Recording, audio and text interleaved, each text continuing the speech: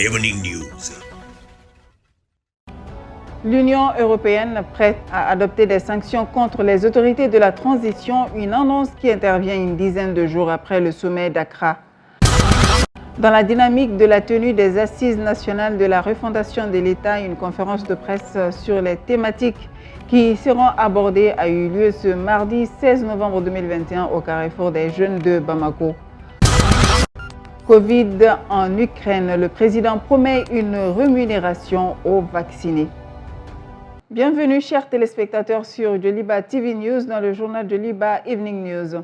2 jours après le sommet d'Accra, les 27 membres de l'Union européenne sont unanimes pour prendre des sanctions contre les autorités de la transition.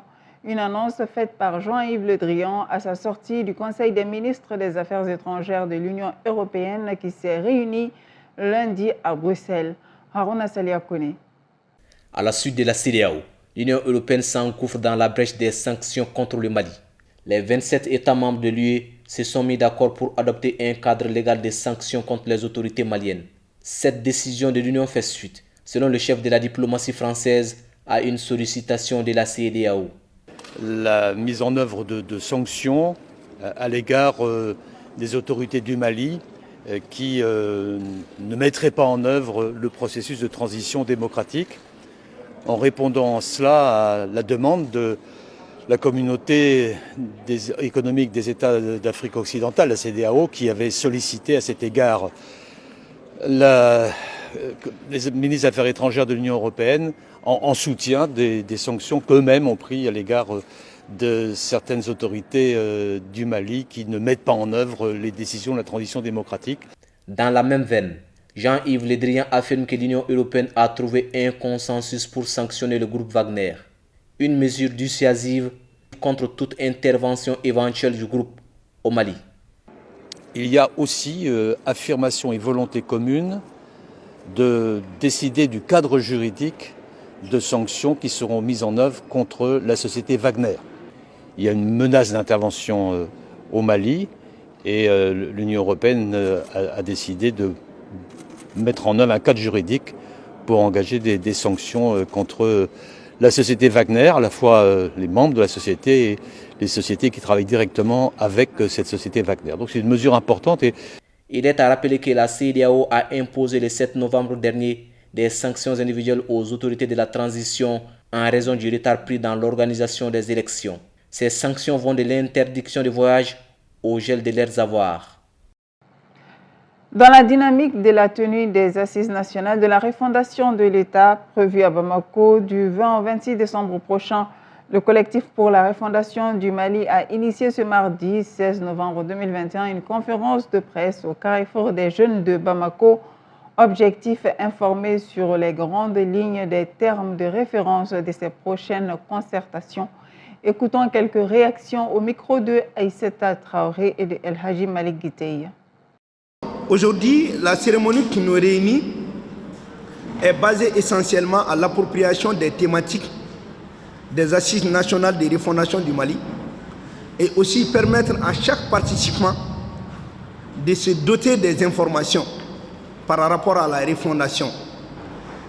Et avec les consignes du président du collectif honorable Fousseni Ouattara, la commission scientifique a travaillé sur les thématiques, sur un certain nombre d'éléments qui doivent être approfondis au cours de cette cérémonie, au cours de cet atelier.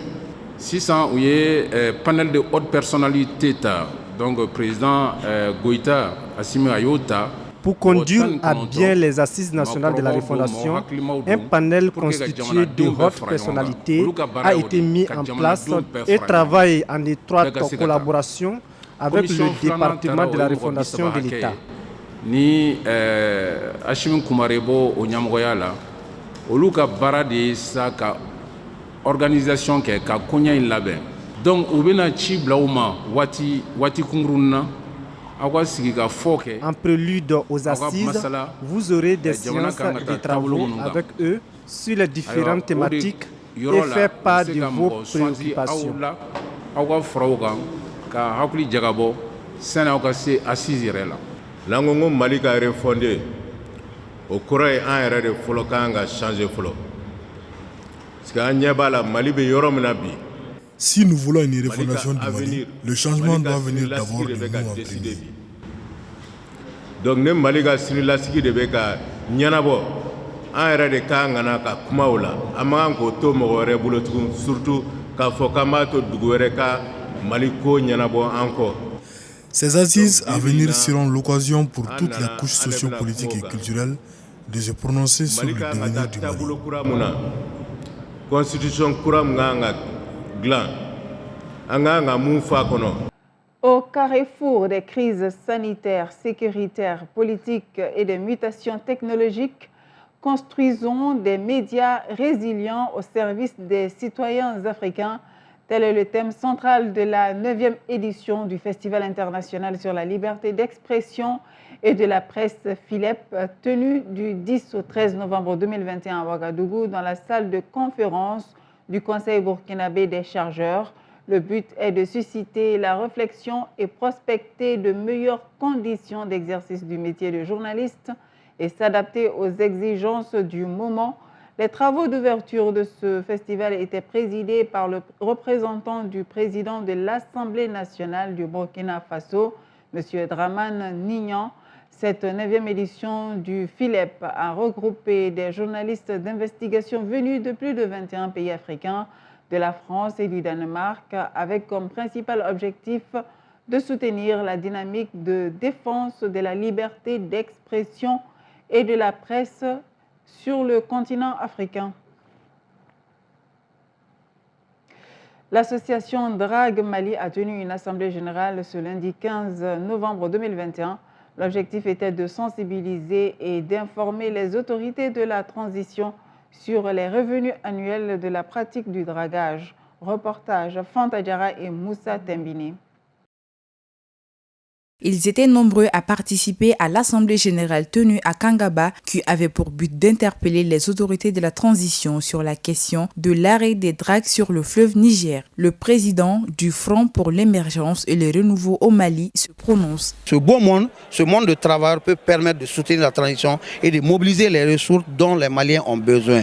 Il demande aux autorités maliennes de faire un moratoire sur l'interdiction de l'exploitation d'or par dragage. Il ne s'oppose pas à la loi, mais il demande en toute humilité aux autorités de la transition de suspendre cette interdiction pour les permettre de faire leurs activités. Et aussi, il demande aux autorités de la transition de mettre en place une commission spéciale qui va enquêter sur les allégations mensongères qui ont conduit à l'interdiction du dragage. Ils sont prêts à se soumettre au dernier mot des autorités et Fer Mali est là pour jouer ce rôle d'interface entre les exploitants d'or par dragage et les autorités maliennes que nous soutenons fermement. Ayant les mêmes objectifs, Djibril Diallo, ingénieur et géologue minier, affirme que seule la sensibilisation et l'organisation du secteur minier peuvent contribuer à la préservation de l'environnement. Toute activité au monde a des conséquences sur l'environnement si elle n'est pas contrôlée,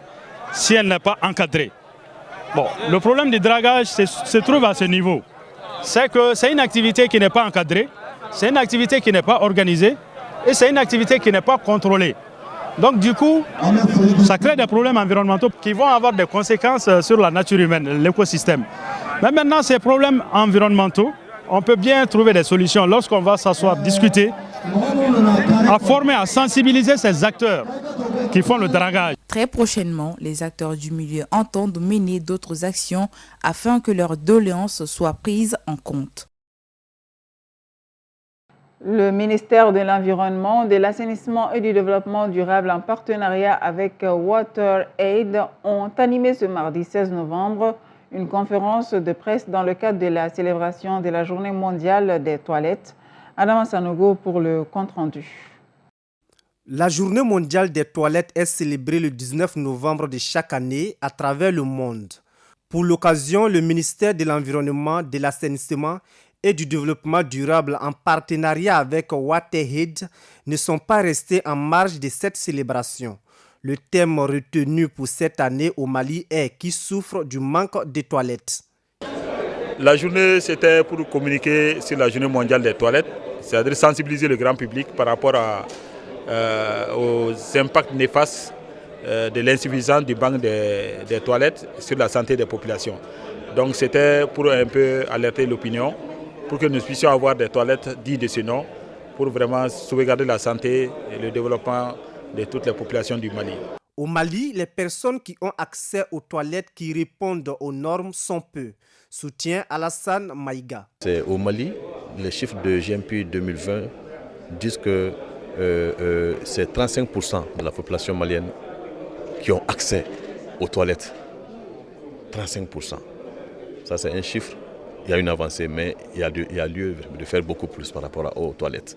Donc l'état des toilettes aujourd'hui, si ça existe, ça reste à améliorer.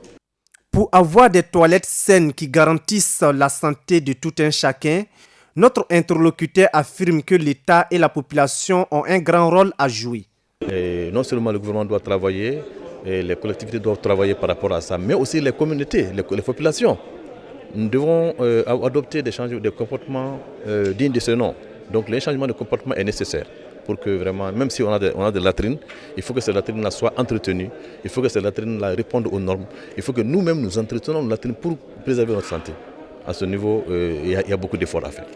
Pour rappel, la Journée mondiale des toilettes, à l'origine, a été créée par l'Organisation mondiale des toilettes en 2001 afin de mettre l'accent sur l'importance des toilettes. Ils sont nombreux à Para-Djikoroni, près du fleuve, à fabriquer les pirogues. Ce métier est aujourd'hui la source de gagne-pain de nombreux pères de famille. Notre reporter Adama Sanogo est allé à la rencontre de ces braves hommes suivants.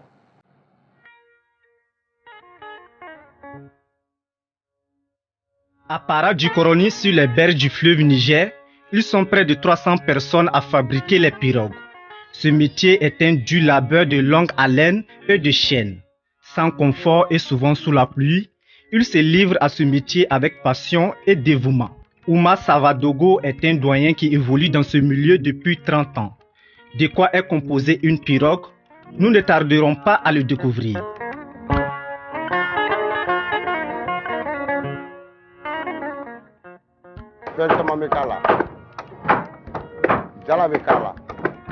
On fabrique la pirogue avec les plantes de caïcédra, le dogora, les guénous, les sacs, le goudron.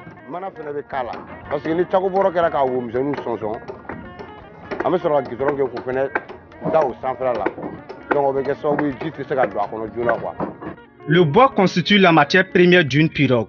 Sans lui, difficile de la concevoir.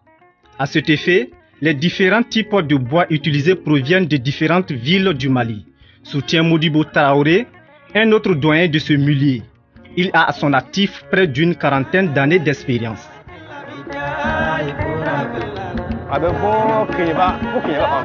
Ces bois proviennent de Kenyeba, entre Ouassoulou et la frontière de la Côte d'Ivoire. Les bois de la région de Bougouni ont diminué. Les pirogues sont composées de 3 types et chacun a son prix en fonction de sa grosseur.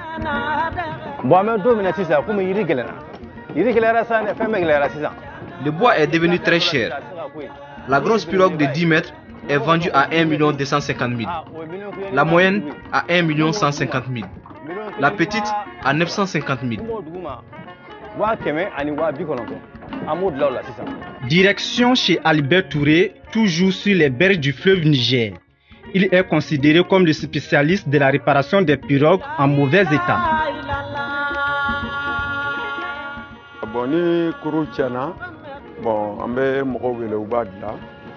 Les pirogues sont réparées à différents prix, notamment 250 000, 300 000, 900 000 et 1 million.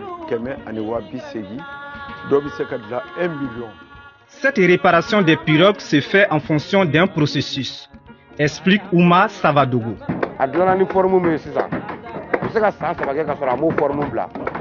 La pirogue peut faire 3 ans sans que sa forme de départ ne soit déformée.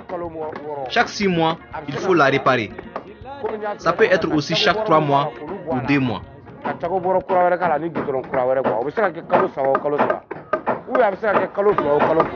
Comme le dit cet adage, après le boulot, c'est la récompense.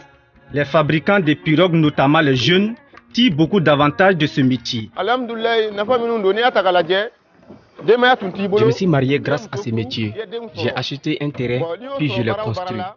alhamdulillah ka terrain sanga sojo parce que ni kuru kelen san sisan 1 million. Si tu achètes une pirogue à 1 million, si tu as quelqu'un de bien, dans 6 mois, tu peux avoir des bénéfices.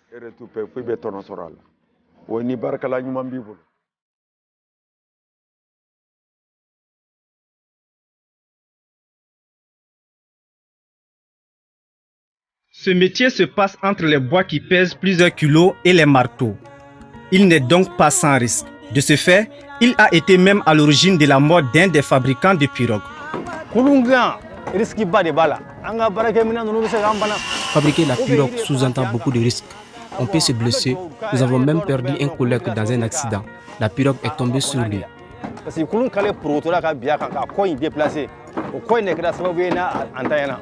À cela s'ajoutent autres difficultés qui nuisent parfois au bon fonctionnement du boulot.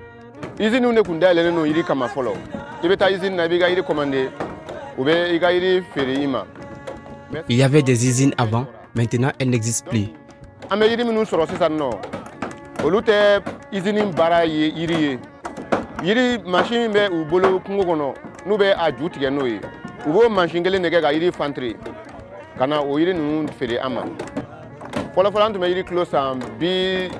Avant, les kilos du bois étaient 175 francs.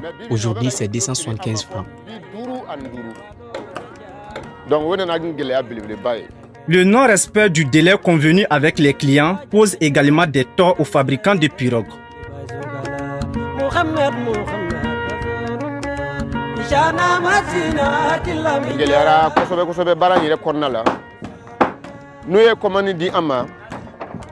Ce qui rend aussi difficile ce métier, c'est notre rapport avec les clients. S'ils commandent chez nous, nous leur donnons un délai, 20 jours ou 1 mois. Souvent, nous avons du mal à respecter ces délais.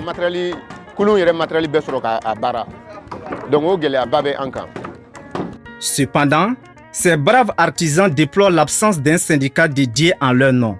De ce fait, ils s'arrangent pour défendre eux-mêmes leurs intérêts lorsqu'ils sont menacés.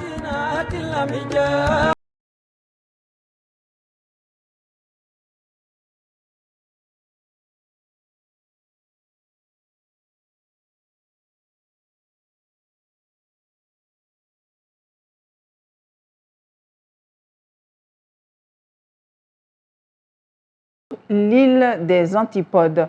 C'est à 735 km au sud-est de la Nouvelle-Zélande qu'il faut chercher les îles Antipodes sur une carte. La superficie totale de cet archipel est de l'ordre de 63 km², dont 60 km² pour l'île principale. Géologiquement, l'archipel est jeune. Il a émergé de l'océan suite à une importante activité volcanique il y a 1 à 2 millions d'années. Les îles Antipodes sont donc entièrement volcaniques, formées de dépôts de cendres et de lave. D'impressionnantes falaises de plusieurs centaines de mètres de hauteur cernent l'île principale presque dans sa totalité. L'archipel fut découvert le 26 mars 1800 par Henry Waterhouse, commandant le navire britannique Reliance. 3 ans plus tard, son beau-frère George Bass reçut l'autorisation d'exploiter sa licence qui lui donnait le monopole de la pêche dans la région. Il quitta l'Australie la même année, mais ne revint jamais de ce voyage. Entre 1805 et 1807, 80 personnes vécurent sur l'île principale dans le but d'exploiter la fourrure des otaries. Celles-ci furent rapidement décimées, tant et si bien qu'en 1807, la présence des navires de chasse dans la zone ne fut qu'exceptionnelle. L'histoire de ces îles est également tristement célèbre en raison de 3 naufrages, dont en 1893, le Spirit of the Down, dont les 11 survivants sur 18 survécurent 3 mois sur l'île avant d'être récupérés. À noter également le naufrage du président Félix Faure en 1908 et en 1999, celui du Totoror qui coûta la vie à 2 personnes. La végétation de l'île est largement dominée par la présence de Poa litorosa qui peut atteindre 2 mètres de hauteur par endroit. 150 autres espèces de plantes ont été répertoriées à ce jour, dont 4 endémiques. Les îles Antipodes ont la particularité de ne pas avoir subi l'introduction massive d'animaux non indigènes. Les oiseaux s'y reproduisent donc en toute quiétude.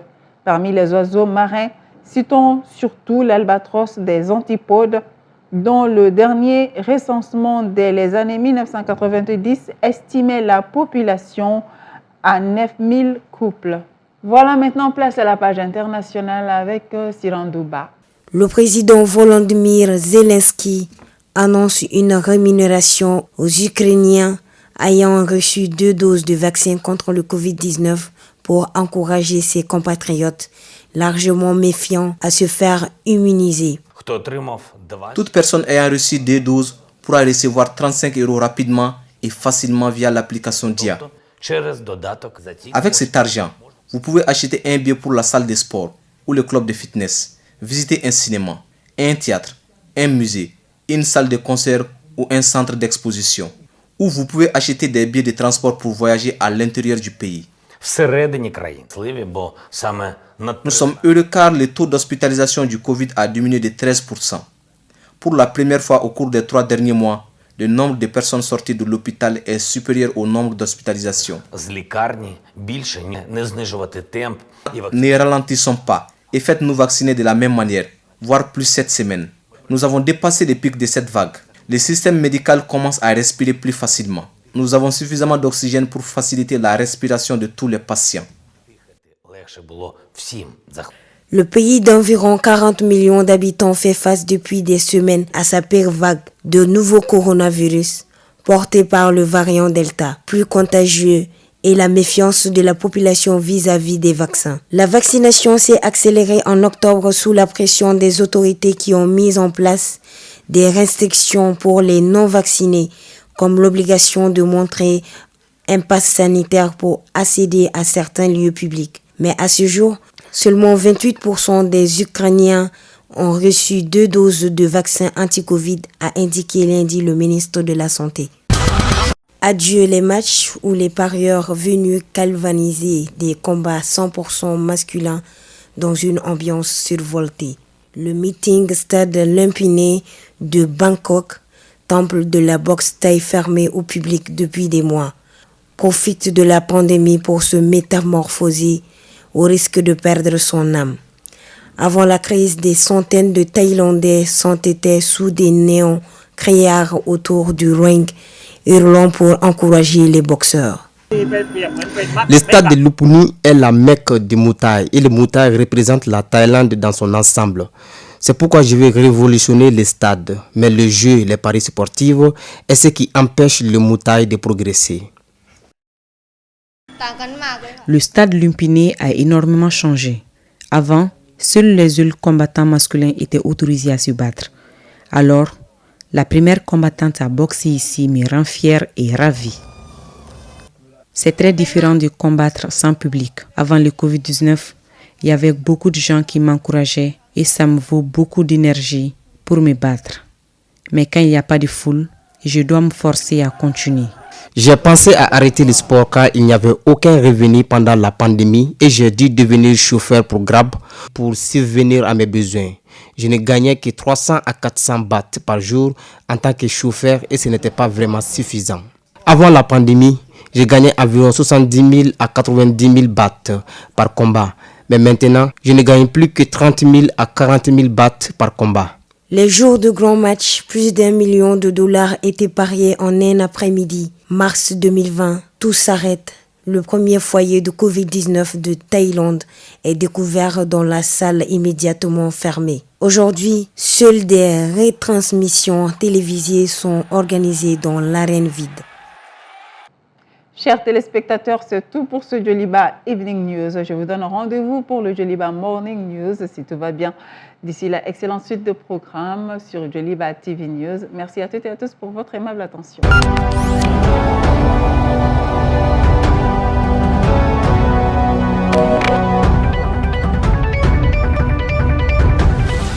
Joliba Evening News.